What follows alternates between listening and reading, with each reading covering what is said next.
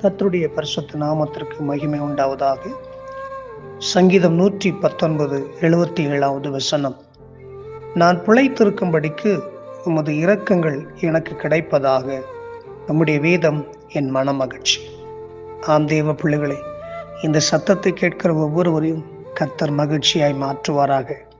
இன்றைக்கு உங்களுடைய மகிழ்ச்சிக்கு எவ்வளவோ பிரயாசப்படுகிறீர்கள், என்னுடைய சந்தோஷத்திற்கு எவ்வளவோ பிரயாசப்படுகிறோம், நம்முடைய ஆனந்தத்திற்கு எவ்வளவோ பிரயாசப்படுகிறோம். ஒரு நாள் கூட சந்தோஷம் இல்லாதபடி வாழ்க்கையில் அநேக வருஷங்களாக, நாட்களாக, மாதங்களாக மகிழ்ச்சியும் சந்தோஷத்தையும் இழந்து ஒவ்வொரு நாளும் கவலைகளையும், பாரங்களையும், கண்ணீர்களையும், குழப்பங்களையும், சோர்வுகளையும், வியாதி பலவீனங்களையும், வருத்தங்களையும் சுமந்து கொண்டிருக்கிற இந்த வேளையில ஆண்டவராக இயேசு சொல்லுகிறார், என்னுடைய வேதம் உங்களுக்கு மனமகிழ்ச்சி என்று சொல்லி. இந்த உலகம் தரக்கூடாத ஒரு பெரிய மகிழ்ச்சி, பெரிய சந்தோஷத்தை பரிசுத்த வேதம் தருகிறது. ஆம் தேவ பிள்ளைகளை, பரிசுத்த வேதத்தை வாசியுங்கள், அதன்படி நடந்து கொள்ளுங்கள்.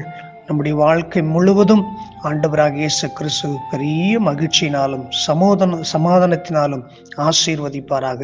ஆமேன். God bless you. ஆமேன்.